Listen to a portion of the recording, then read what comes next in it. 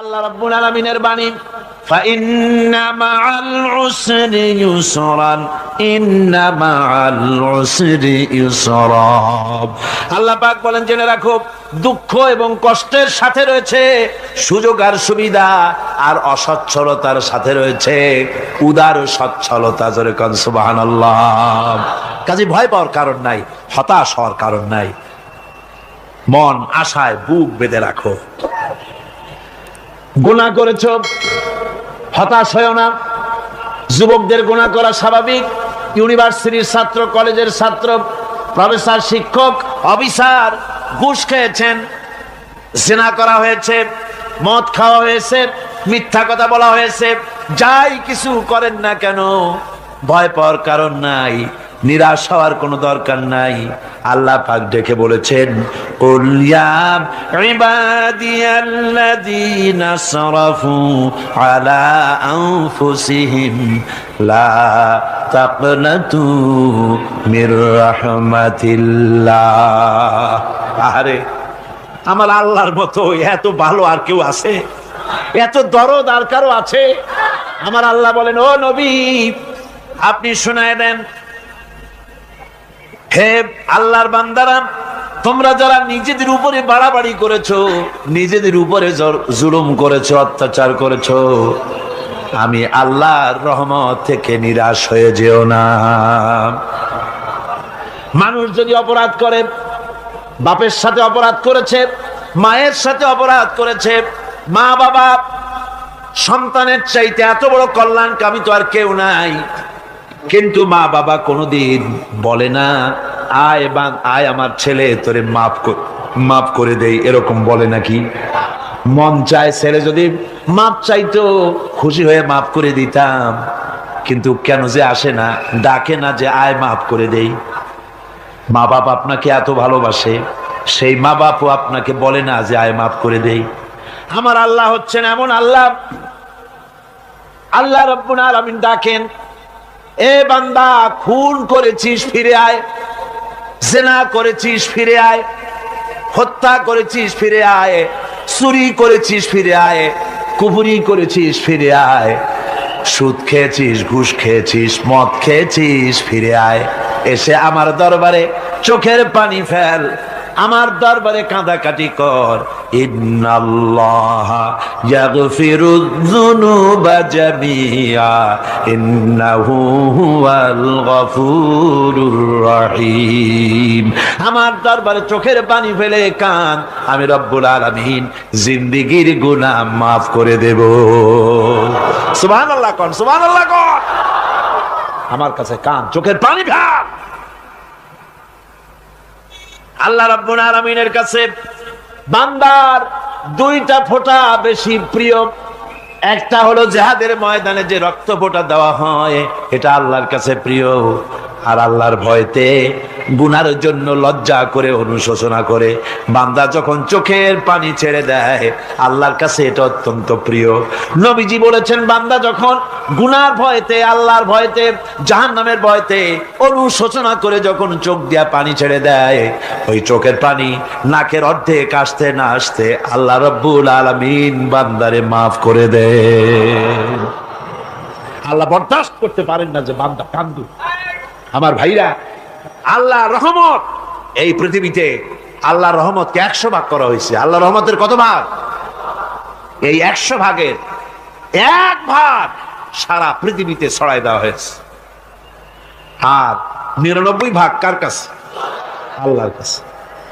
একটা ভাগ দুনিয়া ছড়ানো হয়েছে আদম আলাইহিস সালাম থেকে নিয়ে এই পর্যন্ত, এখান থেকে নিয়ে কিয়ামত পর্যন্ত পৃথিবীতে যত মানুষ আসবে, যত প্রাণী আসবে, তাদের মধ্যে প্রাণী জগতেও গাবি তার বাছুরকে ভালোবাসে, ঠিক কিনা? হাতি তার বাচ্চাকে ভালোবাসে, ঠিক কিনা?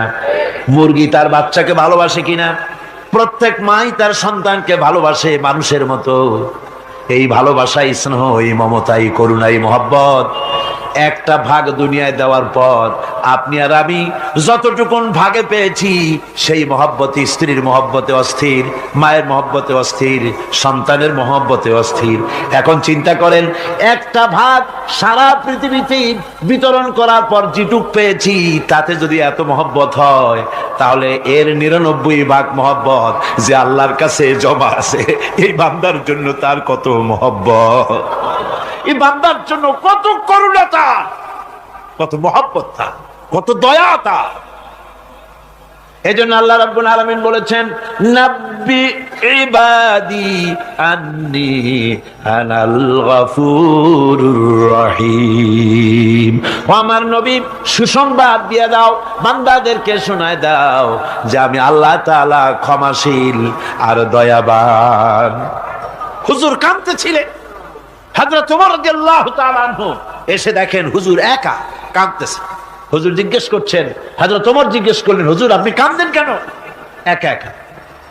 হযরত ওমর বলেন, আমি যখন প্রশ্ন করলাম নবীজি বললেন, আমার কাছে কিছু আগে জিবরাইল এসেছিলেন, জিবরাইল এসে আমাকে বললেন আল্লাহ পাক বলেছেন, হে আমার নবী, ইসলামের ভিতরে থেকে যে সমস্ত মানুষগুলি ইসলামের ভিতরে থেকে চুল আর দাড়ি পাকায় দিছে, কিয়ামতের দিন এই লোকগুলারে আমি শাস্তি দিতে আমার শরম হবে। হযরত ওমর বলেন, হুজুর উম্মতের জন্য কত বড় খোঁজ খবর এটা, আর আপনি কাঁদতেছেন। হুজুর বলেন, ওমর তুমি জানো না আমার কান্নার কারণ ভিন্ন।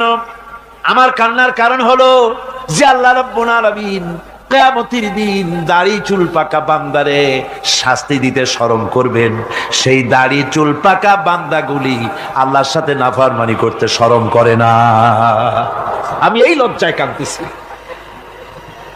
ভাইরা, হুজুর আল্লাহ পাক বলেন, ও আমার নবী, রাতের আধারে যখন একটা বুড়া আমার দরবারে হাত উঁচু করে, একটা বুড়া মানুষ রাতের আধারে যখন আমার দরবারে হাত উঁচু করে আর যখন বলতে থাকে, রব্বুল আলামিন আমার পেছনের জীবনটা বড় খারাপ করেছি, এমন কোন কাজ জীবনে করি নাই যা তোমার কাছে কিছু দাবি করতে পারি, সব রকমের নাফরমানি করেছি, আজ আমি বুড়া হয়ে গেছি, কামাই করতে পারি না, ছেলে আমাকে চোখে দেখতে পারে না, পুত্রবধূ আমাকে ঘরে জায়গা দেয় না, আমার স্ত্রী আমাকে দেখতে পারে না, রোজগার করতে পারি না, হাঁটতে পারি না, চলতে পারি না, সবার কাছে আমি তিতা হয়ে গেছি, আমি দাঁড়াতে পারি না, কোমরে ব্যথা পাই, হাঁটুতে ব্যথা পাই, চলতে পারি না, কানে শুনতে পাই না, চোখে দেখতে পারি না, আর তোমার কাছে কিছু চাইয়া নেব এমন ভালো কাজও করি নাই।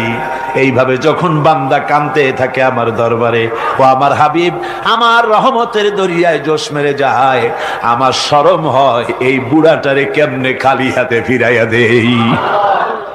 সুবহানাল্লাহ, সুবহানাল্লাহ। আমার আল্লাহর এত দয়া, আমার আল্লাহর এত মায়া, এত মহব্বত। আমার আল্লাহ রাব্বুল আলামিন বলেন, ওয়াইযা সালাকা ইবাদি আন্নী ফাইন্নী করিব।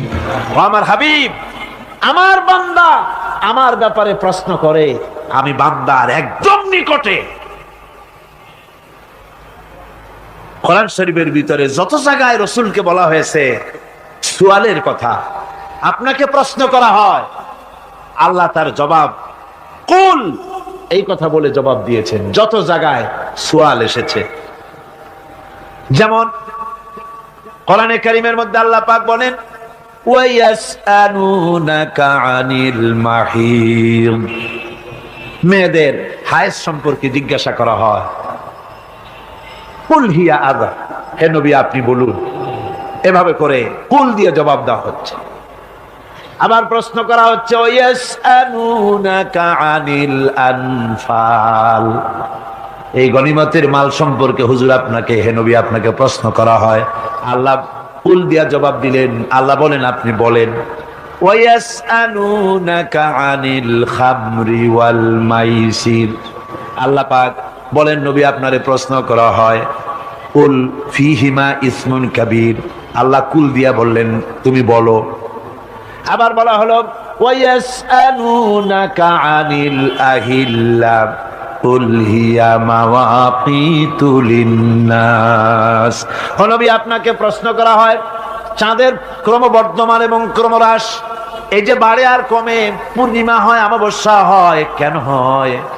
আপনি বলুন কুল, আপনি বলেন এটা আমি অক্ত এবং সময়, বছর আর দিন গণনা করার জন্য পৃথিবীবাসীদের জন্য বিনা পয়সায় একটা ক্যালেন্ডার বানাইয়া আকাশে ঝুলাই রেখেছি। এভাবে যত জায়গায় এসেছে আপনাকে প্রশ্ন করা হয়, তত জায়গায় আল্লাহ জবাব দিয়েছেন কুল, আপনি বলেন। গোটা কোরআন শরীফের ভিতরে এই একটি মাত্র জায়গা যেখানে বলা হয়েছে আপনাকে প্রশ্ন করা হয়। আল্লাহ এখানে বলতে পারতেন কুল, আপনি বলেন, আল্লাহ তোমাদের নিকটবর্তী, এভাবে জবাব হয় নাই। এটা কায়দাটা হলো এই, আল্লাহ বলতেছেন ওয়াইজা সালাকা ইবাদি, ও আমার নবী, প্রশ্ন তো আমার বান্দারা আমার ব্যাপারে করেছে, এবার আপনার জবাবের কোনো দরকার নাই। প্রশ্ন আমার ব্যাপারে, আমি নিজে জবাব দিয়ে দেই, ফা ইন্নী কারীব। ও বান্দা, আমার ব্যাপারে প্রশ্ন করেছিস, জবাব আমি দেই, আমি তোর সবচাইতে বেশি নিকটে। সুবহানাল্লাহ। কত নিকটে? ওয়ানাহানু আকরাবু ইলাইহি মিন হাবলিল ওয়ারিদ। তোর যে রগ, এই শাহরগের চাইতেও আমি তোর বেশি কাছে। সুবহানাল্লাহ। আমারে ডাক, আমারে ডাক, কলিজা দিয়া ডাক, অন্তর দিয়ে ডাক। মনের থেকে মানুষ যদি ডাকে, মুখের ডাক আর মনের ডাক এক জিনিস নয়। দিল সে জুবাত নিকলতি হ্যায়, असर रखती है पर नहीं मगर ताकते परवाज रखती है। দিল থেকে যে কথা বেরোয় তা প্রভাব বিস্তার করে, ডানা নাই কিন্তু ওড়ার ক্ষমতা রাখে। মনের কথাই ভিন্ন। মন থেকে, দিল থেকে, কলিজা থেকে, অন্তরের গভীর কন্দর থেকে মুহাব্বতের সাথে কেউ যদি একবার বলে আল্লাহ, বলেন আল্লাহ, আল্লাহ, আল্লাহ, আল্লাহ রাব্বুল আলামিন বলেন, অন্তরের অন্তঃস্থল থেকে একটি বার যদি বান্দা বলেন আল্লাহ, আল্লাহ বলেন 70 বার সাড়া দিয়া জিজ্ঞেস করি, বান্দা কি চাও, আমি তোমার কাছে আসি। সুবহানাল্লাহ। আমি তোর একদম কাছে, কি চাস বল, বল আমার কাছে। এমন দয়াবান, এমন মেহেরবান, এমন আল্লাহ আমাদের। সে আল্লাহ রাব্বুল আলামিন, তিনি বলছেন وقال ربكم ادعوني استجب لكم। তোমাদের রব বলেছেন আমারে ডাকো, আমি আল্লাহ ডাকের সাড়া দিয়া দেব। সুবহানাল্লাহ। কারে ডাকতে হবে? কারে ডাকতে হবে? এই বিশাল জনসমুদ্র একদিকে চিল্লা কোন কারে ডাকতে হবে? কোন পীর সাহেবকে নয়, আল্লাহর কসম কোন খাজা বাবাকে নয়, ডাকতে হবে কারে? চিল্লায় কোন কারে? ওয়াকালা রাব্বুকুম উদউনি, তোমার রব তোমাকে বলতেছে আমারে ডাকো, আস্তাজিব লাকুম, আমারে ডাকবে আমি সাড়া দিয়ে দেব। সুবহানাল্লাহ। আল্লাহকে ডাকেন, কি চাই আপনার বলেন, কি চাই? আল্লাহর কাছে চান, আল্লাহ দিয়ে দিবে। যাওয়ার জায়গা আল্লাহর কাছে চাইবেন, আল্লাহ দিবেন। দেওয়ার জায়গা, চাওয়ার জায়গা হলো সেজদায় পড়ে যাবেন। আমার ভাইয়েরা, জায়গাটা চিনায় দিলাম। মাজারে যাওয়া লাগবে না, কবরে যাওয়া লাগবে না। 2 রাকাত নামাজ পড়ে সেজদায় পড়ে গিয়া যত বিপদ আছে, মুসিবত আছে, সেজদার মধ্যে চোখের পানি ছেড়ে দেন আর কেন্দে কেন্দে জীবনের কথা বলেন। আল্লাহ রাব্বুল আলামিন আপনার আওয়াজ শুনবেন আর দোয়া কবুল করে নিবেন। কাঁদতে হবে আল্লাহর কাছে। কার কাছে? আল্লাহর কাছে। সুম্মা ইস্তাগফিরুল্লাহ, আর এরপরে সে যদি আমি আল্লাহর কাছে ক্ষমা চাই, ইয়াজিদিল্লাহ গফুরুর রহিমা, সে আমি আল্লাহকে গফুর এবং রহিম হিসাবে পাবে। সুবহানাল্লাহ। আল্লাহকে গফুর এবং রহিম হিসাবে পাওয়া যাবে। সব আল্লাহকে বলতে হবে, গুনাহ মাফ চাইতে হবে। এই জন্য হুজুর সাল্লাল্লাহু আলাইহি ওয়াসাল্লাম দৈনিক 100 বার তওবা করতেন। কোন হাদিসে আছে 70 বার, কোন হাদিসে আছে 100 বার তওবা করতেন।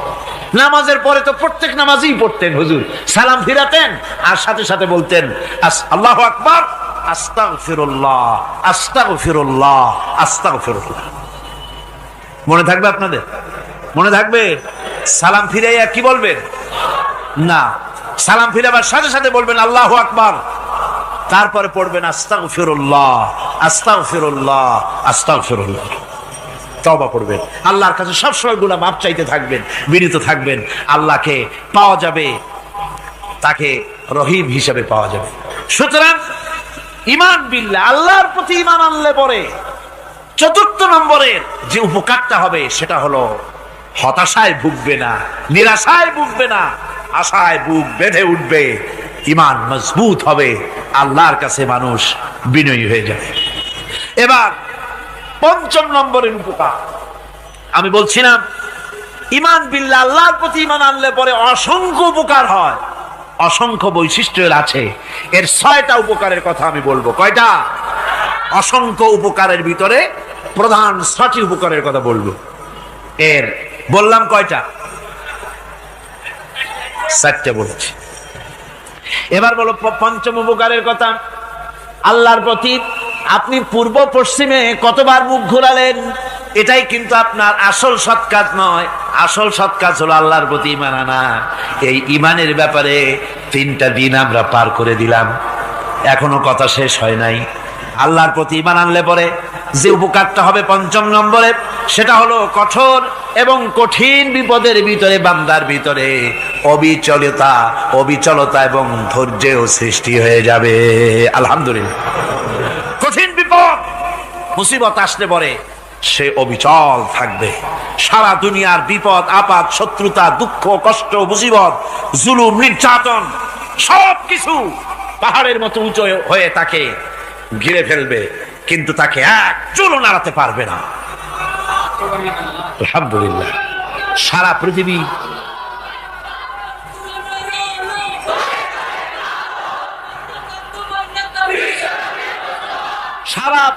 একদিকে আর সে একা একদিকে থাকবে।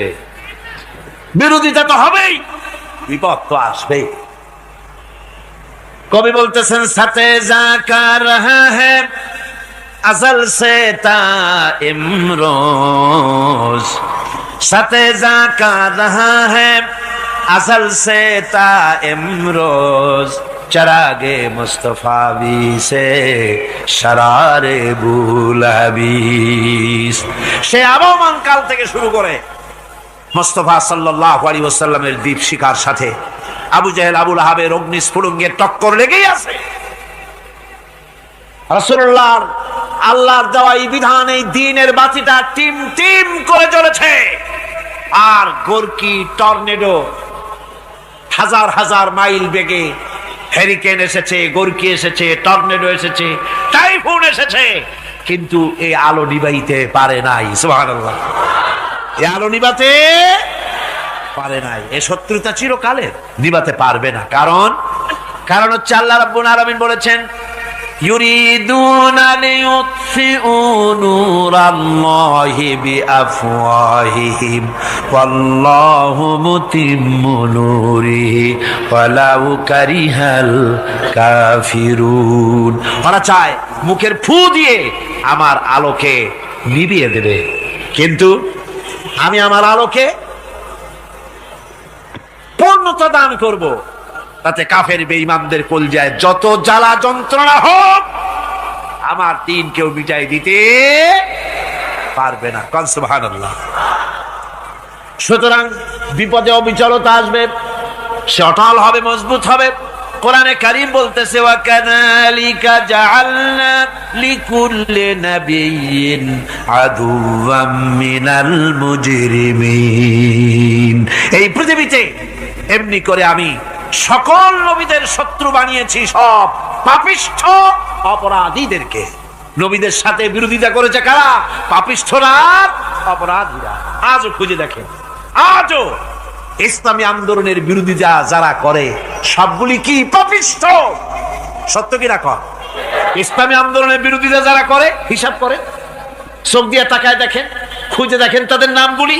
মদখোর, জিনাকার, বদমাশ, চোর, হাইজাকার, বেনামাজি, লুটেরা, মিথ্যাবাদী, সবচাইতে সমাজের নিকৃষ্ট লোকগুলি ইসলামের বিরুদ্ধে।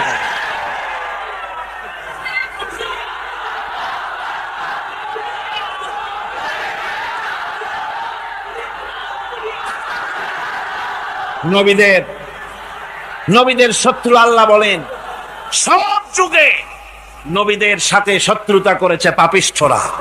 আল্লাহর কথা, কার কথা? সকল যুগে নবীদের সাথে শত্রুতা করেছে পাপিষ্ঠরা, নিকৃষ্ট ধরনের অপরাধীরা। সুতরাং নবী রাসূলদের অবস্থা যখন এই, তখন দ্বীনের দাওয়াত যারাই দেবে তাদের কিসমত এরকম হবেই। এই বাধার মোকাবেলা তাদেরও করতে হবে। এই যে বাধাটা আসে, এই যে মারে, অপরাধ কি? এই যে তারা চোর বা ডাকাত, যাদের মারা হয়। আল্লাহ রাব্বুল আলামিন বলেন অপরাধ হলো ওয়ামা নাকামু মিনহুম ইল্লা আইয়ুমিনু বিল্লাহিল আজিজিল হামিদ। অপরাধ হচ্ছে ঈমানদার লোকদের উপরে নির্যাতন চালিয়েছে, অন্য কোনো কারণে নয়। কারণ একটাই, তারা আল্লাহর জমিনে আল্লাহর দ্বীন প্রতিষ্ঠা করতে চেয়েছে, আর কোন অপরাধ না। জমিন আল্লাহর, জমিন কার? এই বিশাল জনসমুদ্র গর্জে উঠুন একযোগে, বলুন জমিন কার? আইন চলবে কার? এখানেই সংঘর্ষ বেঁধেছে আবহমান কাল ধরে। মানুষ অত্যাচারিত হয়েছে, সাহাবায়ে কেরাম অত্যাচারিত হয়েছেন। বুখারী শরীফের হাদিসে এসেছে রাসূল করিম সাল্লাল্লাহু আলাইহি ওয়াসাল্লামের কাছে হযরতে খাব্বাব গিয়ে উপস্থিত হয়েছিলেন। হযরতে খাব্বাব বলেন, হাদিসটা এভাবে লেখা হয়েছে বুখারীতে, ওয়ান খাব্বাব বিন আরিদ রাদিয়াল্লাহু তাআলা আনহু قال شكونا إلى رسول الله صلى الله عليه وسلم وهو متوسد بردة له في ظل الكعبة। রাসূলুল্লাহর কাছে গেলাম, কাবা শরীফের কাছে গিয়ে দেখি নবীজি একটা চাদর গায়ে দিয়ে তিনি আরাম ফরমাচ্ছিলেন কাবা শরীফের ছায়ায়। সেখানে গিয়ে বললাম, আলা তাস্তানসিরু লানা আলা তাদউ লানা ইয়া রাসূলুল্লাহ, হে আল্লাহর রাসূল, আপনি কি আমাদের জন্য আল্লাহর কাছে দোয়া চাইবেন না? আপনি কি আল্লাহর কাছে আমাদের জন্য সাহায্য চাইবেন না? আমাদের লোকগুলিকে, মুসলমানগুলিকে মারতে মারতে তো শেষ করে ফেলে দিল। তারা আমাদের সুমাইয়াকে মারলো, আমাদের খাব্বাবকে উটের সাথে পায়ের দড়ি লাগায় টানলো, আমাদের খোবায়েবকে তারা আগুনের উপরে চিৎ করে শোয়ায় রাখলো, না খায় রাখতেছে, মারতেছে, কষ্টে তো শেষ হয়ে গেলাম। হুজুর, আপনি কি আমাদের জন্য দোয়া করবেন না? হাদিস শরীফে এসেছে নবীজি উঠে বসলেন সোজা হয়ে। নবীজি বলেন, ও আমার সাহাবী, ও খাব্বাব, শোনো, তোমাদের আগে এই পৃথিবীতে যারা দ্বীনের দাওয়াত দিতে এসেছিলেন তাদেরকে সমকালীন রাষ্ট্রশক্তি, সমাজ শক্তি তাদেরকে ধরত। ফায়ুখাজুর রাজুলো, তাদেরকে তারা ধরতো। ফায়ুফারু লাহু ফিল আরদ, আর তার জন্য জমিনের ভিতরে কবর বানাইতো। ওই কবর ফায়ুজালু ফিহা, ওই কবরের ভিতরে তাকে কোমর পর্যন্ত গেড়ে দিত। সুম্মা ইউতা বিল মানশার, এরপরে করাত আনতো। ফায়ুদাউ আলা রাসিহি, এরপরে ওই করাত তার মাথার উপরে রাখতো। ফায়ুজালু নিসফাইন, এরপরে করাত দিয়া চিরে জীবিত মানুষটারে দ্বিখণ্ডিত করে ফেলে দিত। মা ইয়াসুদ্দুহু যালিকা আন দীনিহি। ও আমার খাব্বাব, এত কষ্ট দেওয়ার পরেও সেই যুগের কোন মুসলমানকে, দ্বীনের দায়ীদেরকে আল্লাহর দ্বীন থেকে এক চুলো তারা সরাই দিতে পারে নাই, এক চুলো সরাতে পারে নাই। ওয়াল্লাহি, ও খাব্বাব, আমি আমার আল্লাহর নামে কসম করে বলছি, লা ইউতাম্মান্নাল্লাহু হাযাল আমরা হাত্তা ইয়াসিরা আর-রাকিবু মিন সানা ইলা হাযরামাউত। আমি কসম করে বলি, আল্লাহ রাব্বুল আলামিনের এই সানা থেকে হাজারামাউত পর্যন্ত লোকেরা যাতায়াত করবে, সুন্দরী রমণীরা গমন করবে, সদাগরেরা যাতায়াত করবে, টাকা নিয়া পয়সা নিয়া যাতায়াত করবে। তাদের মনের মধ্যে লুটের ভয়, টাকার ভয়, চুরির ভয়, ডাকাতির ভয়, জেনার ভয়, হত্যার ভয়, ধর্ষণের ভয়, কোনো ভয় থাকবে না। লা ইয়াখাফু ইল্লাল্লাহ, আল্লাহ ছাড়া কোনো ভয় থাকবে না। এমন একটা সমাজ, এমন একটা সময় আসবে। ওয়ালাকিন্নাকুম তাস্তাজিলুন, অথচ খুব তাড়াহুড়ো তোমরা করতেছো। তাড়াহুড়ো করো না, সময় আসবে ইনশাআল্লাহ। আমার ভাইয়েরা, আমার বন্ধুগণ, কঠিন বিপদে অবিচলতা এবং ধৈর্যের দৃষ্টান্ত রেখে গেছেন আম্বিয়া আলাইহিমুস সালাম। সুবহানাল্লাহ। কঠিন বিপদে অবিচলতা, দৃঢ়তা, ধৈর্য কারে বলে, তার দৃষ্টান্ত কারা রেখেছেন? আম্বিয়া আলাইহিমুস সালাম। ওনারাই আমাদের আদর্শ, নবীরাই আদর্শ। সাহাবায়ে কেরাম রিদওয়ানুল্লাহ তাআলা আলাইহিম আজমাইন আমাদের আদর্শ। ভাইরা আমার, মুসা আলাইহিস সালামকে ফেরাউন যখন ঘিরে ফেলে দিল, কোরআনের সব কথা গল্প গুজবার ইতিহাসের জন্য লেখা হয় নাই। কোরআনের মধ্যে যা লেখা হয়েছে সব বান্দাদের উপদেশের জন্য, যাতে করে লোকেরা চিরটা কাল এর থেকে উপদেশ নেওয়া নিজেদের তৈরি করতে পারে। জোরে বলেন সুবহানাল্লাহ। মুসা আলাইহিস সালামের কথা আল্লাহ বলেন, ফেরাউন তাকে ঘিরে ফেলে দিল, পালাবার রাস্তা নাই। ফালাম্মা ترى الجمعان قال أصحاب موسى إنا لمدركون। মুসা আলাইহিস সালামের উম্মতেরা বললেন, হে মুসা, পাকড়াও হয়ে গেছি, পালাবার রাস্তা নাই। তিন দিক থেকে আমাদেরকে ঘেরাও করেছে ফেরাউনের শক্তি। সামনে কি? দরিয়া, আর তিন দিকে কি? ঘেরাও আন্দোলন। পালাবার পথ নেই, পালাবার পথ নাই। সারাশি আক্রমণ, ঘেরাও আন্দোলন। এই যে ঘেরাও টেরাও তো আজকে নতুন নাই, ঘেরাও আসছে অনেক আগের থেকে। আসলে কথা বুঝতে পেরেছি। মাইক না থাকলে আমি কি করবো কোন? আজকে এরকম হচ্ছে কেন? আগামীকাল ঠিক হবে ইনশাআল্লাহ, রাগ করেন না। গান হচ্ছে, বসেন বসেন। শয়তান ঢুকছে মাইকের মধ্যে। অনেক সময় হয় কি, মাইকের হাই পাওয়ারের যে মেশিন আছে, এর ভিতরে ইথার থেকে রেডিওর ওই গানগুলি ওর মধ্যে ঢুকে পড়ে। কথা বুঝতে পেরেছে? এই জন্য শয়তান তো আর বসে থাকে না, ওরও তো কিছু করার আছে। ধৈর্য ধরেন, ধৈর্য ধরেন। কালকে অপারেটরদেরকে মাওলানা শামসুদ্দিন সাহেবের কাছে অনুরোধ করব, অপারেটর একটু ভালো করে হেদায়েত করে দেবেন। মাইকে আজকে আমার নিজেরও কষ্ট হচ্ছে, আমিও বুঝতে পারছি না যে আমার কথাগুলি কি আওয়াজে বেরোচ্ছে, যার জন্য আমাকে বেশি চিল্লাইতে হচ্ছে। বক্তাকে কি লাউডে তার কথা বেরোচ্ছে তা তার কানে আসতে হয়, তাহলে বোঝা যায় যে আমার কথাগুলি কিভাবে বেরোচ্ছে। এটা এই অবস্থায় সিচুয়েশন আজকে নাই, এবং লোকেরাও মাইকের ব্যাপারে আজকে অভিযোগ করেছে, যা বিগত 16 বছরে করে নাই। সেটের ব্যাপারে কোথাও কোনো অসুবিধা হয়েছে? মাইকটা ভালো, এবং মাইক যারা দেন প্রতি বছর খেদমত করে, আল্লাহ তাদের প্রতি রহম করুন। সবাই বলেন আমিন। এদেরকে রাগ করে পথে পাই আবার মারধর করেন না। সিলেটের যে তাফসির মাহফিল হয়, বিগত 19 বছর তাফসির করেছি একটানা, এবার 20 বছর পুরো হবে ইনশাআল্লাহ। সিলেটে একটানা 20 বছর তাফসির করতেছি সেখানে। তো মাইক, একটা লোক বিনা পয়সায় মাইক দেয়, মাইকের ভাড়া সে নেয় না। তাফসিরের মাহফিলের মাইকের ভাড়া নেয় না। যে বছর এরশাদ সরকার আমাকে প্লেন থেকে নামতে দিল না, আপনাদের মনে আছে? সিলেট থেকে ফিরাই দিল। এই খবরটা মাইকম্যান যখন শুনেছে যে আমাকে নামতে দেয় নাই, ফিরাই দেওয়া হয়েছে, সাথে সাথে স্ট্রোক করেছে, হার্ট ফেল করে দুনিয়া থেকে বিদায় হয়ে গেছে। সিলেটে তাফসির হতে পারবে না, এই কথা সে বরদাস্ত করতে পারে না। আমি কেঁদেছি আর দোয়া করেছি, আল্লাহ, কোরআনের মহব্বতে লোকটার এই অবস্থা হলো, তোমার জান্নাত তুমি দয়া করে তাকে দান করে দিও।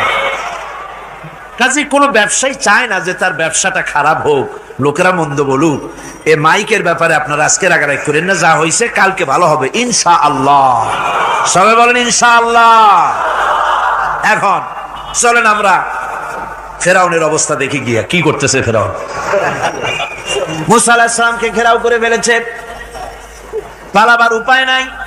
একদিকে দরিয়া, তিন দিকে ফেরাউনের শক্তি। এই যে ঘেরাও টেরাও মানে নতুন তো না, ধর্মঘট নতুন না, এ পুরানা জিনিস। এই পৃথিবীতে সর্বপ্রথম ধর্মঘট কিসের উপরে হয়েছে জানেন?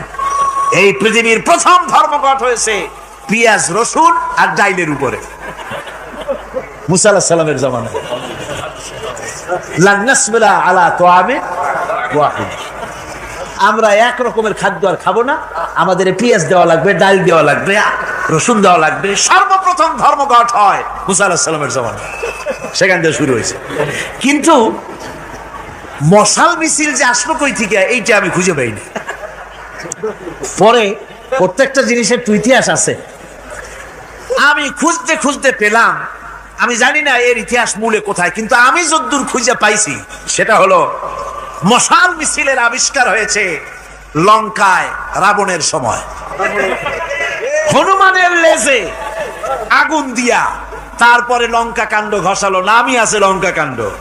হনুমানেরা লেজে আগুন দিয়ে রাবণ যে লঙ্কায় মশাল মিছিল করেছিল হনুমানদের দিয়া, ওই হনুমানের ওই সিস্টেমটা এখনো আমাদের দেশে চালু আছে। এইটা আসলে কোন ভদ্রলোকের এই মিছিল হওয়া উচিত না। আগুন নিয়ে কিসের মিছিল? আগুন হলো জাহান্নামের প্রতীক। আগুন কিসের প্রতীক? জাহান্নামের প্রতীক। যদিও আমাদের উপকারে লাগে, কাজে লাগে। সুতরাং আমরা যা করব, প্রত্যেকটা জিনিসের পেছনে সুন্নতে নববীর কোনো না কিছু থাকতে হবে। কথা বুঝতে পেরেছেন? 3 দিক থেকে ঘেরাও হয়ে গেছে, পালাবার কোনো রাস্তা। হযরতে মুসা আলাইহিস সালামের কাছে উম্মতেরা বললেন, পালাবার তো কোনো পথ নাই, এখন উপায়টা কি?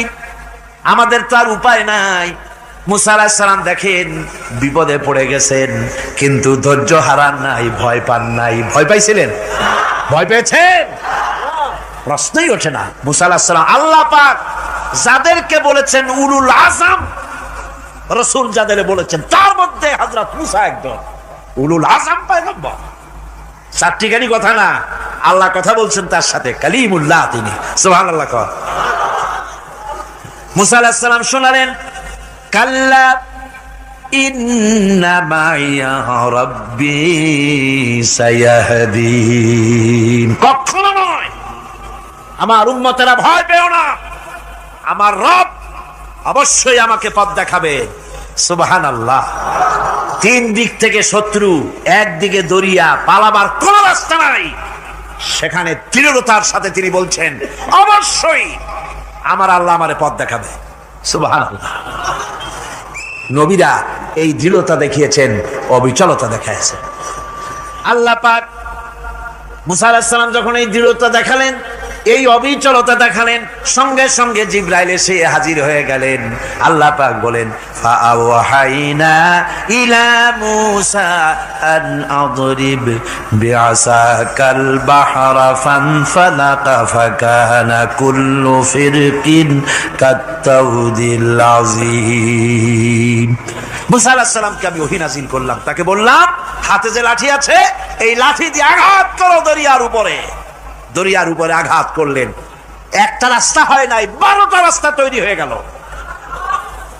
আর দেওয়ালগুলা পাহাড়ের মতো উঁচা হয়ে গেল। দরিয়ার ভিতরে পাহাড়ের মতো উঁচা, মজবুত 12টা রাস্তা। এবার মুসা আলাইহিস সালাম তার দলবল নিয়ে চললেন। আল্লাহ রাব্বুল আলামিন বলেন, ওয়া আনজাইনা মূসা ওয়া মান মাআহু আজমাইন। মুসা এবং তার সাথী সঙ্গীদেরকে আমি পার করে দিলাম। মুসা আলাইহিস সালাম এবং তার সাথী সঙ্গী নিয়ে যখন দরিয়ার মাঝখানে আসছে, ফেরাউন তার দলবল নিয়ে এসে গেছে। আসে দেখে নদীর মধ্যে রাস্তা। বাবা, খুব তো কায়দা। ও মনে করছে ওর বাজানের তৈরি করা ডিস্ট্রিক্ট বোর্ডের রাস্তা। ওর লোকজন নিয়ে নেমে গেছে দরিয়ার ভিতরে, ও আসছে মাঝখানে, মুসা আলাইহিস সালাম চলে গেছেন ওপার, দরিয়া পার।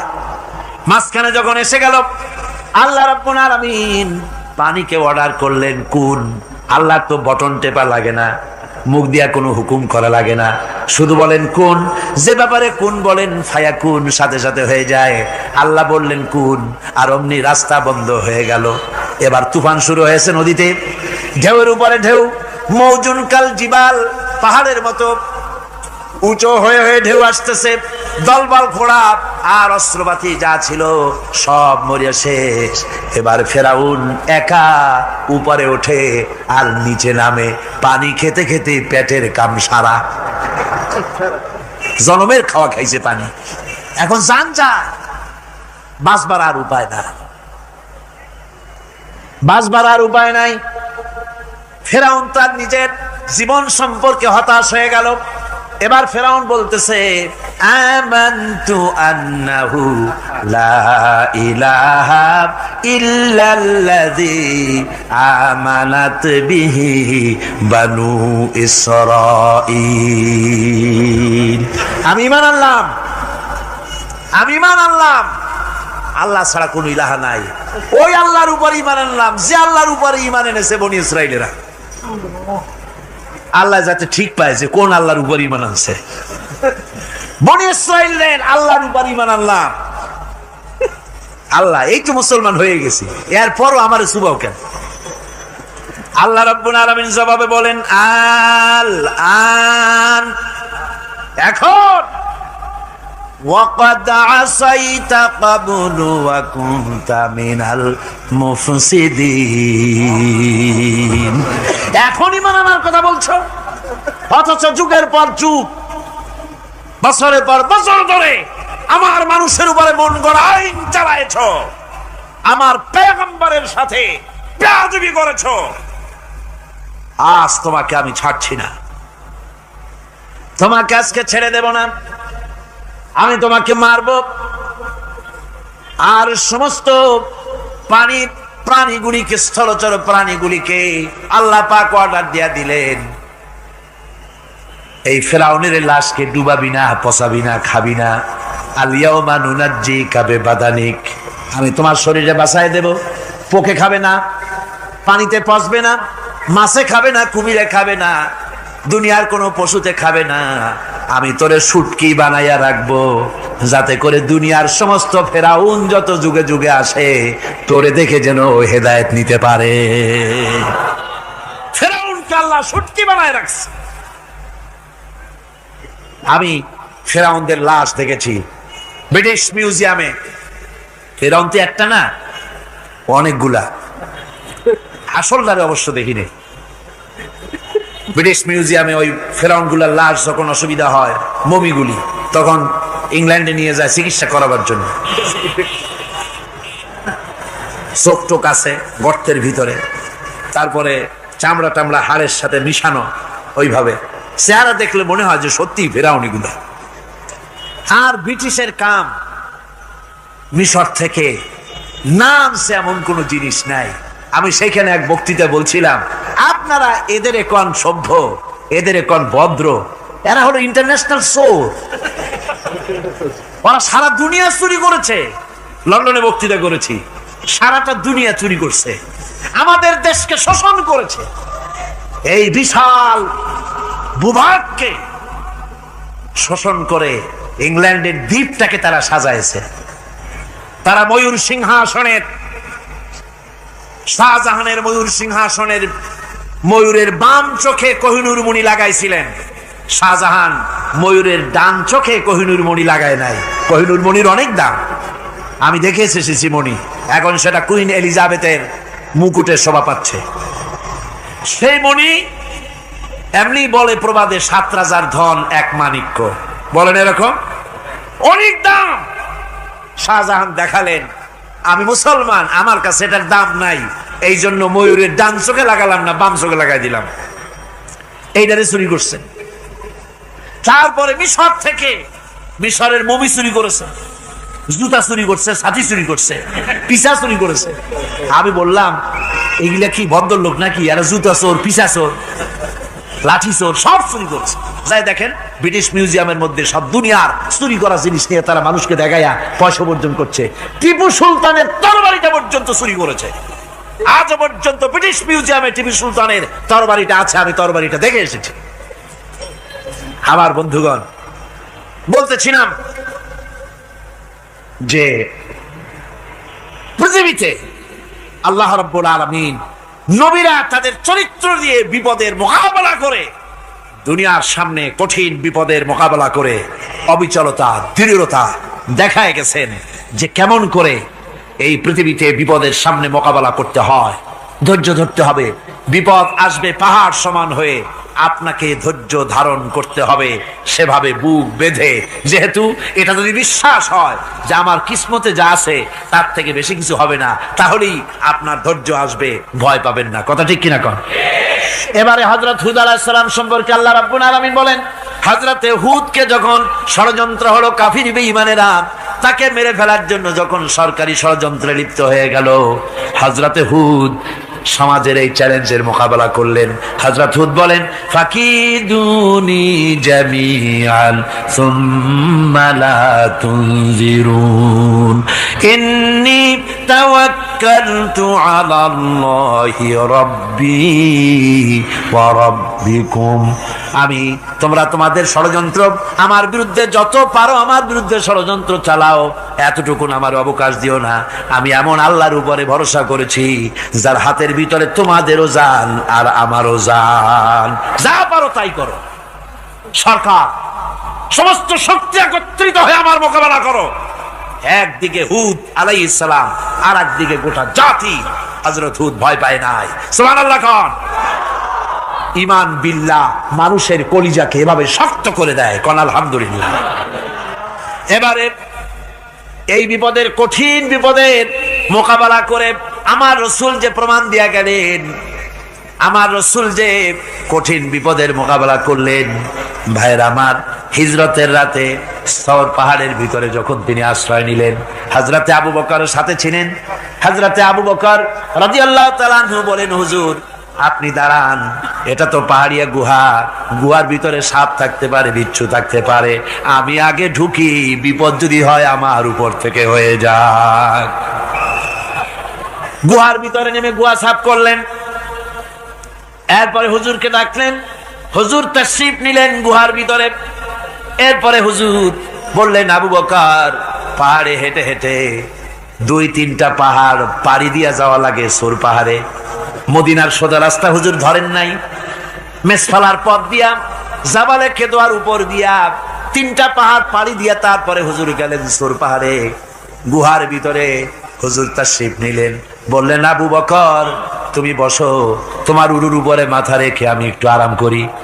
হযরতে আবু বকর বসলেন, হুজুর তার উরুর উপরে মাথা রেখে ঘুমায় গেলেন। আর এরপরে কাফির বেঈমানেরা তালাশ করতে করতে কাফেরেরা এসে গেল পায়ের চিহ্ন দেখে দেখে গর্তের কাছে। হযরত আবু বকর ভয়তে কেঁদে ফেললেন, আহারে আর তো উপায় নাই, এবার তো ধরা পড়ে গেছি, এবার নবীজিকে মেরে ফেলে দেবে। নবীর মহব্বতে, নিজের মহব্বতে নয়, নবীর মহব্বতে কাঁদতেছিলেন। হুজুর বলেন, হুজুরের ঘুম ভেঙে গেল। বলো, আবু বকর কাঁদো কেন? ছেলের কথা, মেয়ের কথা, বিবির কথা, বাড়ির কথা মনে পড়লো নাকি? হযরত আবু বকর বলেন, ইয়া রাসূলুল্লাহ, আল্লাহর কসম করে বলি, যেদিন ঈমান এনেছি এই কলিজার ভিতরে মা বাপ, স্ত্রী, পুত্র, পরিজন, এমনকি আমার নিজের জীবনের চাইতে আপনারে বেশি ভালোবাসি। তা কান্দো কেন? কান্দো কেন? হযরত আবু বকর বলেন, হুজুর ধরা পড়ে গেছি, কাফেররা এসে গেছে, বক্তের কাছে তাকালি আমাদের দেখতে পাবে, আমরা তো মাইনরিটি, ওরা তো মেজরিটি, আমরা তো ধরি মারি ফেলাই দেবে, আপনাকে মেরে ফেলে দেবে, এই জন্য কাঁদি। আল্লাহ রাব্বুল আলামিন, হুজুর তখন কি দৃঢ়তা, কি অবিচলতা, কি ধৈর্যের পাহাড় সম মনোবৃত্তি তখন দেখালেন। আল্লাহ কোরআন শরীফে চিরকাল যাতে মানুষেরা হেদায়েত নিতে পারে সেজন্য হুজুরের কথা উঠাই দিলেন কোরআনে। আল্লাহ পাক বলেন, ইযহুমা ফিল গার ইয ইয়াকুলু লিসাহিবিহি লা তাহজান ইন্নাল্লাহা মা'ানা। ও বন্ধু, ভয় পেও না, আল্লাহ আমাদের সাথে আছেন। সুবহানাল্লাহ। আল্লাহ আমাদের সাথে আছেন। আমরা মাইনরিটি নই, আমরাই মেজরিটি। আল্লাহ আছে আমার সাথে, ভয় পাওয়ার কোনো কারণ নেই। সুবহানাল্লাহ। আল্লাহ পাক বলেন, ফাআনসালাল্লাহু সাকিনাতাহু আলাইহি ওয়া আইয়াদাহু বিজুনুদিন লাম তারাওহা। আমি এদের অন্তরের ভিতরে আমি শান্তি নাজিল করে দিলাম, প্রশান্তি দিয়া দিলাম, আর আমি সাহায্য করলাম, আর এমন সব সৈন্য পাঠায় দিলাম যে সৈন্যগুলি তোমরা দেখতে পাও নাই। সুবহানাল্লাহ ওয়া বিহামদিহি। ভাইরা আমার, রাসূল করিম সাল্লাল্লাহু আলাইহি সাল্লাম এই বিপদের মাঝে, চরম বিপদের মাঝে অবিচলতা, দৃঢ়তা, কঠিন আত্মনির্ভরতা দেখিয়েছেন। এগুলি হলো ঈমানের পঞ্চম নম্বরের উপকারিতা, আল্লাহর প্রতি ঈমান আনলে এভাবে পাহাড় সম ঈমান মজবুত হয়ে যায়। জেলের পরোয়া করি না, ফাঁসির পরোয়া করি না, শহীদ হওয়ার পরোয়া করি না, মেরে ফেলে দেবে, উড়ায় দেবে, হত্যা করবে, পরোয়া করি না। পরোয়া করি কেবলমাত্র কাকে? যারা বলেন কারে? এইরকম মুসলমান হাজার হাজার লাখ লাখ দরকার নাই, 313 জন যথেষ্ট। কয়জন যথেষ্ট? 313 জন যথেষ্ট। বদরে যারা জান দিয়ে মাল দিয়ে দিনকে প্রতিষ্ঠিত করেছিলেন, এরকম 313 জনই যথেষ্ট ছিল। এই দৃঢ়তা, এই অবিচলতা, এই ঈমান, এই ধৈর্য শিক্ষা দেয়, এই উপকার করে ঈমান বিল্লাহ। আল্লাহর প্রতি ঈমান আনলে এভাবে পাহাড়ের মতো শক্ত হয়ে যায় কলিজা। কোন আলহামদুলিল্লাহ। আমার বন্ধুগণ, এবার আমি বলবো সর্বশেষ উপকারের কথাটা বলি, মোনাজাত ছেড়ে দেব। কয়টার কথা বলছিলাম? উপকার 6টা উপকারের কথা বলেছি। অনেকগুলি বৈশিষ্ট্য, অনেকগুলি উপকারের মধ্যে আল্লাহর প্রতি ঈমানের 6টা উপকারের কথা 5টা বলা হয়ে গেছে। এবার 6ষ্ঠ নম্বর এবং শেষ নম্বর, এটা হচ্ছে আল্লাহর প্রতি ঈমান আনলে পরে তার দ্বারা সবচাইতে বেশি ফায়দা পায় সমাজ এবং রাষ্ট্র। কোন আলহামদুলিল্লাহ, কোন আলহামদুলিল্লাহ। আল্লাহর প্রতি ঈমানের দ্বারা নৈতিক সংশোধন হয় এবং রাষ্ট্র আর সমাজ সবচাইতে বেশি উপকৃত হয়। কারণ হলো ঈমানদার ব্যক্তি আল্লাহর প্রতি যে ঈমান এনেছে, তার মনের মধ্যে ধারণা এটা হয়, আমার কোনো কাজ তো গোপন থাকে না। ইন্নাল্লাহা লা ইয়াখফা আলাইহি শাইউন ফিল আরদি ওয়ালা ফিস সামা। আল্লাহর কাছে গোপন বলতে কিছু নাই, আকাশেও নাই, জমিনেও নাই, কোনো কিছু গোপন নাই। সুতরাং আমি যা করি সব আল্লাহ দেখেন এবং শোনেন। এমনকি মানুষ যে কল্পনা করে, সে কল্পনাও আল্লাহ টের পায় না, নাকি? টের পায় কিনা? وَإِن تُبْدُوا مِنْ أَنفُسِكُمْ أَوْ تُخْفُوهُ يُحَاسِبْكُم بِهِ اللَّهُ। মনের ভিতরে যে কল্পনা করো, আল্লাহ পাক বলেন এই কল্পনারও হিসাব আমি রব্বুল আলামিন তোমার কাছ থেকে নেব। ফায়ুআযযিবু মান ইয়াশাউ, যারে খুশি শাস্তি দেব, আর যারে খুশি আমি মাফ করে দেব। জোরে বলেন সুবহানাল্লাহ। ফায়াগফিরু লিমান ইয়াশা ওয়া ইউআযযিবু মান ইয়াশা, যারে খুশি মাফ করব, যারে খুশি শাস্তি দেব, কল্পনারও হিসাব নেব। এই কথা মুমিনের যদি জানা থাকে, তাহলে আর তার কোনো চিন্তা থাকে না, তার নৈতিক চরিত্র ভালো হয়ে যায়। কোন সুবহানাল্লাহ। আমার বন্ধুগণ, ঈমানদার লোক, আল্লাহর প্রতি ঈমান আসলে পরে সমাজ উপকৃত হয়, রাষ্ট্র উপকৃত হয়ে যায়। যেহেতু বান্দা জানে আমি দায়িত্বহীন কোনো কথা বলতে পারবো না, দায়িত্বহীন কোনো কাজ করতে পারবো না। আল্লাহ পাক বলেছেন, মা ইয়ালফিযু মিন কাউলিন ইল্লা লাদাইহি রাকীবুন আতীদ। বান্দা এমন কোনো কথা বলে না যে কথা আমার ফেরেশতারা রেকর্ড করে না রাখে। কাজী মুমিন ব্যক্তি আল্লাহর ভয়তে দায়িত্বহীন কথা বলবে না। নির্বাচন আসলে পরে রাস্তা সোনা দিয়ে বান্দায় দেব, এই করব সেই করব, না খাইয়া কেউ মরবেন না।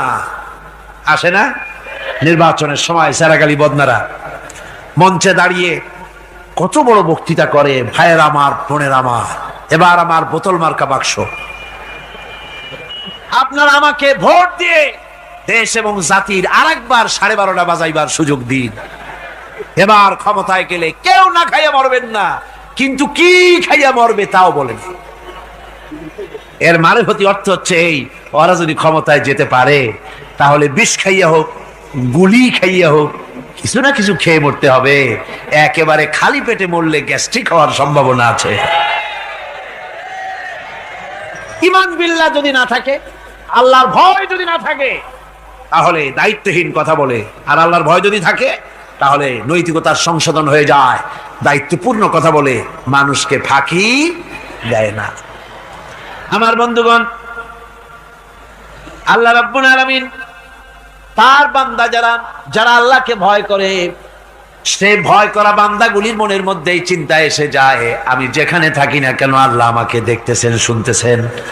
রাতে হোক দিনে হোক, যেখানে আছি আল্লাহ আমারে দেখতেছেন।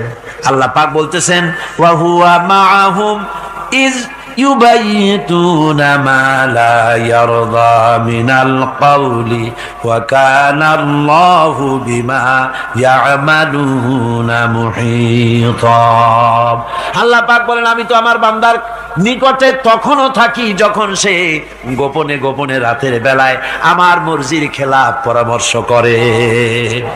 আমার মর্জির খেলাফ পরামর্শ করতেছে রাত্রে, আমি তো তখনও কাছে থাকি, ওটা আমি শুনি। ঈমান যদি আসে তাহলে এই সব কাজ থেকে সে বিরত থাকে।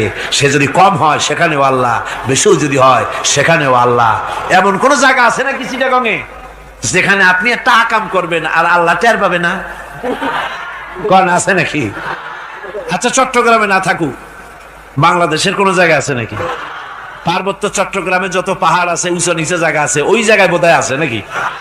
সারা পৃথিবীতে আছে কোথাও? আল্লাহকে ফাঁকি দেওয়ার জায়গা কোথাও? সব স্পষ্ট। আল্লাহ কি ঘুমায় নাকি? ঘুমায়? তার কাছে দিনও যা রাতও তা, সমানে তিনি দেখতে পান, শুনতে পান, সবকিছু দেখতে পান, সবকিছু শুনতে পান। তাকে ফাঁকি দেওয়ার কোনো উপায় নেই। এই জন্য ৬ষ্ঠ নম্বরের উপকার যেটা হয় সেটা হলো সমাজ উপকৃত হয় ওই মানুষ দিয়ে যার মধ্যে ঈমান আছে। হযরত ওমর রাদিয়াল্লাহু তাআলা আনহু রাতের আধারে শেষ রাত্রে ঘুরতেছিলেন, দেখেন এক বাড়িতে কথা হচ্ছে, কথাবার্তার আওয়াজ পাওয়া যায়। মনে করলেন কোনো অসুখ বিসুখ নাকি? ঘরে গিয়ে কান পাচ্ছেন দেওয়ালের সাথে, শুনতে পাচ্ছেন ভিতরে বুড়ি মা তার মেয়েকে বলছে এই মেয়ে ওঠ, উটের দুধ দোয়াই নিয়ে আসছি, এর মধ্যে পানি মিশা, তারপর সকালে বাজারে নিয়ে যা। মেয়ে বলছে মা এই কামটা আমি পারবো না। কেন পারবি না? হযরত ওমর ফরমান জারি করেছেন, দুধে পানি মিশাতে নিষেধ করেছেন, কাজে এই কাজটা আমি পারবো না। আরে বেটি, আমিরুল মুমিনিন দেখ এখন কোথায় যাই ঘুমায় আছে, সে কি দেখতেছে নাকি যে পানি মিশাই না কি মিশাই? মেয়ে বলতেছে মা আমিরুল মুমিনিনকে ফাঁকি দেওয়া যেতে পারে, তার পুলিশ বাহিনীকে ফাঁকি দেওয়া যেতে পারে, কিন্তু আল্লাহ রাব্বুল আলামিনের চোখকে ফাঁকি দেওয়া যাবে না। হযরত ওমর এই কথা শুনে বাড়ি চলে গেলেন আর নিজের ছেলেকে ডেকে বললেন ছেলে আমার, অমুক জায়গায় একটা বাড়ি আছে, সেখানে একটা যুবতী মেয়ে আছে, ওই মেয়েটার বিয়ে হয়েছে কিনা শোনো, যদি বিবাহ না হয়ে থাকে তুমি তোমার নিজের বিয়ের প্রস্তাব দাও। আমিরুল মুমিনিন এই মেয়েটা সুন্দরী কেমন, স্বাস্থ্য কেমন কিছুই দেখলেন না, দেখলেন তাকওয়া। কি দেখলেন? আল্লাহর ভয়। আল্লাহর ভয় যখন একটা জাতির মধ্যে আসে, পুলিশ লাগে না, পুলিশের কাজ কমে যায়। ৬০,০০০ সৈন্য তাদের অশ্ব নিয়ে, তাদের উষ্ট্র নিয়ে, তাদের মালপত্র নিয়ে, জাহাজের সামান নিয়ে শ্রাবণের খরস্রোতা নদী, উত্তাল তরঙ্গমালায় ভরা নদীর উপর থেকে এই সাহাবীরা পাড়ি দিয়ে ওপার চলে গেলেন। ওপার যাওয়ার পরে হযরতে সাদ বলছেন তোমাদের কেউ কি হারায় গেছে নাকি? সবাই এদিক ওদিক তাকায়, খোঁজ করে বলল মানুষ তো দূরের কথা, একটা উট আর ঘোড়াও একটাও হারায় যায় নাই। একজন বলল আমার একটা পেয়ালা, যে পেয়ালা আমি পানি পান করতাম, সেই পেয়ালাটা তুফানে ছিটকে কোথায় চলে গেছে, ওইটা হারায় গেছে। হযরতে সাদ বলেন মুজাহিদের কোন জিনিস দরিয়া নিতে পারে না, অবশ্যই তা ফেরত আসবে। এই কথা তিনি বলতেছিলেন, হঠাৎ করে দরিয়ার কিনারে একটা আওয়াজ হলো, দেখা গেল তুফানের ভিতরে সেই হারানো বাটিটা তাদের মধ্যে বেরিয়ে এসেছে। আল্লাহু আকবার! মুজাহিদদেরকে সাহায্য করেন স্বয়ং আল্লাহ রাব্বুল আলামিন। আফ্রিকার জঙ্গলের কাছে ভিন্ন ইতিহাস, জঙ্গলের কাছেই মুসলমানদেরকে থাকতে দেওয়া হয়েছিল। মনে করা হয়েছিল জঙ্গলের সমস্ত হিংস্র প্রাণীরা এই মুসলমানদের শেষ করে দেবে, যুদ্ধ করা লাগবে না। হযরতে সাদ সে অবস্থা বুঝতে পারলেন, তিনি একটা মঞ্চ তৈরি করলেন। সেই মঞ্চের উপরে দাঁড়ায় জঙ্গলের প্রাণীদের দিকে লক্ষ্য করে তিনি নোটিশ জারি করে দিলেন, বললেন ইয়া আইয়াতুহাল হাশারাতু ওয়াস-সিবাউ নাহনু আসহাবু রাসূলুল্লাহ সাল্লাল্লাহু আলাইহি ওয়াসাল্লাম। হে জঙ্গলের হিংস্র প্রাণীরা, আমরা আল্লাহ রাসূলের সাহাবী, ফাইন্না নাজিলুনা ফামান ওয়াজাদনা বাদাহু কাতালনাহু। আমরা রাসূলের সাহাবী, এইখানে আল্লাহর দ্বীনকে কায়েম করার জন্য আমরা এসেছি, আল্লাহর কলেমার আওয়াজ নিয়ে আমরা এখানে রাত কাটাবো। সুতরাং এই জঙ্গলের ভিতরে হিংস্র প্রাণী যত আছো সব আমাদের এই জায়গা ছেড়ে অন্যত্র চলে যাও। আফ্রিকার জঙ্গলি মানুষেরা চিন্তা করলো, মানুষের কথা কি জঙ্গলি প্রাণীতে শোনে নাকি, পাগলে কয় কি? তারা তাকায় তাকায় দেখলো হযরতে সাদের এই ঘোষণার পরে বাঘের কাতারে বাঘ, সিংহের কাতারে সিংহ, সাপের কাতারে সাপ, যার যার ডিম আর বাচ্চাগুলি মুখে কামড়ায়া সাহাবীদের এলাকা ছেড়ে দিয়ে তারা অন্যত্র চলে গেল। আমার মুসলমান ভাইরা, এই ছিল মুসলমানদের ইতিহাস। দিন প্রতিষ্ঠা করার কাজে মুসলমান এগোলে আল্লাহই মদত করেন। কে মদত করেন? এই অপরাধে বেলালকে তারা মেরেছে, তাকে ভাইরা ওরা হযরতে খাব্বাবকে বেঁধেছে, কোটির সাথে বেঁধে চতুর্দিক থেকে তীর নিক্ষেপ করছে, তরবারি মারতেছে, শরীরের গোশত সুবহানাল্লাহ পড়ে। হযরত আব্বাস রাদিয়াল্লাহু তাআলা আনহু বর্ণনা করছেন, সামি'তু রাসূলুল্লাহ সাল্লাল্লাহু আলাইহি ওয়াসাল্লাম ইয়াকুল, আইনান লা তামাসসুহান নারু আইনুন বাকাত মিন খাশিয়াতিল্লাহ ওয়া আইনুন বাতাত তাহরিসু ফি সাবিলিল্লাহ, রাওয়াহু তিরমিজি। হযরত ইবনে আব্বাস রাদিয়াল্লাহু তাআলা তিনি বলছেন, আমি রাসূলুল্লাহকে বলতে শুনেছি, আল্লাহর নবী বলেছেন, দুইটি চোখকে জাহান্নামের আগুন দুইটা চোখকে স্পর্শ করবে না। একটা চোখ হচ্ছে গভীর রাত্রে যারা আল্লাহর ভয়তে জাহান্নামের ভয়তে যারা কান্দে, জাহান্নামের আগুন ওই চক্ষুকে স্পর্শ করবে না। আর যারা দিন প্রতিষ্ঠার জন্য, আল্লাহর দিন কায়েমের জন্য ময়দানে যারা লড়াই করে, রাতের বেলায় পাহারা দেয়, ওই পাহারারত চোখের মধ্যে জাহান্নামের আগুন ওই চোখে স্পর্শ করবে না। আমার ভাইরা, হযরত উসমান রাদিয়াল্লাহু তাআলা আনহু বলছেন, মান রাবাতা লাইলাতান ফি সাবিলিল্লাহ কানাত কাআলফি লাইলাতিন সিয়ামুহা ওয়া কিয়ামুহা।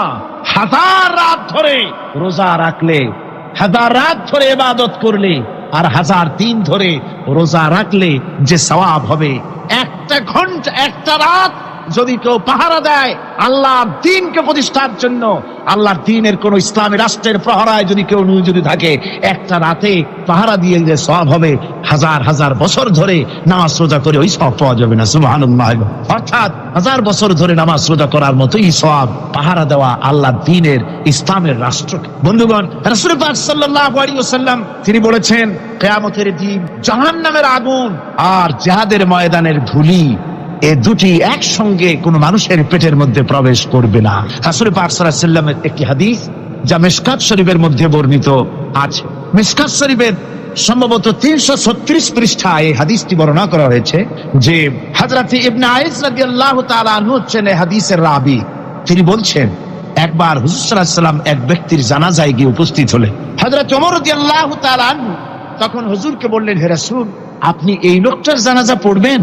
এই লোক তো ইসলামের এই ক্ষতি করেছে, সেই ক্ষতি করেছে, অমুক করেছে, এই লোকটার আপনি জানাজা পড়বেন?